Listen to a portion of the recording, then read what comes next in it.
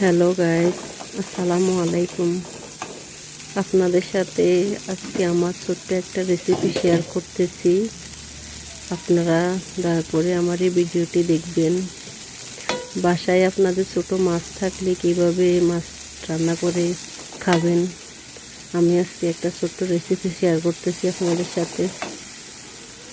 আমার বাসায় ছোট মাছ ছিল কিছু, সেগুলো আমি ভাজি করছি। ভাজি করার পরে কড়াইতে পেঁয়াজ, রসুন, আদা, তারপরে হলুদের গুঁড়া, মরিচের গুঁড়া, টমেটো এগুলো দিয়ে নাড়াচাড়া করে তারপরে আমি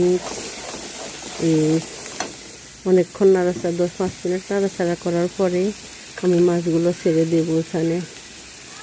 তারপরে আপনি মাছগুলারে উল্টাইয়া পাল্টাইয়া নিয়ে খাবেন। আমার ভিডিওটা দেখবেন।